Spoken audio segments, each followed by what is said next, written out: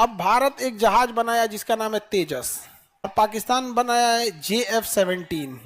अब हम लोग चाहते थे अर्जेंटीना को तेजस बेचना। क्या बेचना? लेकिन अर्जेंटीना ज्यादा दिलचस्पी किसमें दिखा रहा था? JF-17 में।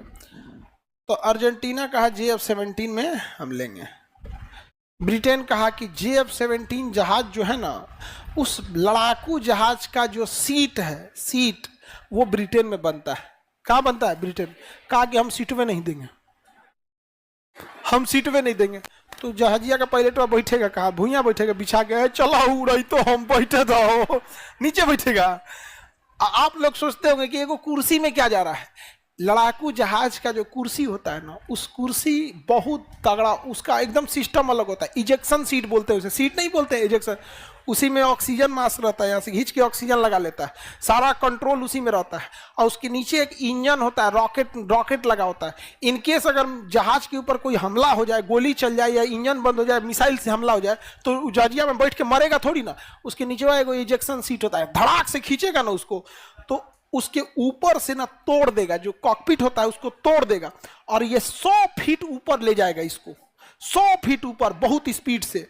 और उसके बाद उसमें से पैराशूट खुल जाएगा, और पैराशूट खुलने के बाद वो नीचे उतरेगा आराम से। इजेक्शन सूट इतना तगड़ा होता है यहाँ पर, समझ में आएगा? नहीं तो ऐसे सोचेगा पायलट है, जहाज गिर रहा है, हम कूदेगा तो उसके पीछे का जो बॉडी पार्ट आ रहा है वही उसको मार डालेगा या इंजन खींच लेगा। तो इजेक्शन सूट बहुत जरूरी होता है। और इजेक्शन सूट चाइना भी बनाया है।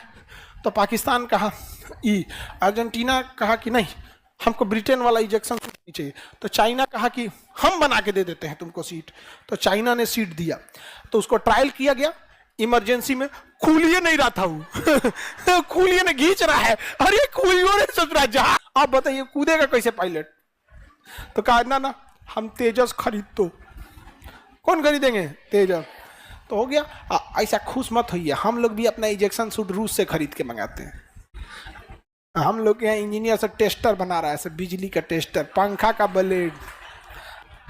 तुम मेडिकल इक्विपमेंट का तुम देखो कौन सा भारत का इंजीनियर बना रहा है। सब MRI मशीन विदेश से आ रही है, CT स्कैन मशीन विदेश से आ रही है, रेडिएशन मशीन विदेश से आ रही है, ये पेट स्कैन विदेश से आ रही है। जितना भी अब देखो, रेडिएशन 16 करोड़ की है, MRI 6 करोड़ की है, पेट स्कैन 7 करोड़ की है, ये CT स्कैन 3 करोड़ की है।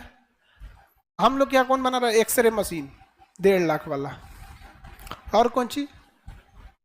खून निकाले वाला इंजेक्शन का सिरिंज 10 रुपया। डिब्बा जिसमें दवाई पैक किया जा रहा है। क्या कहिएगा यहाँ पे?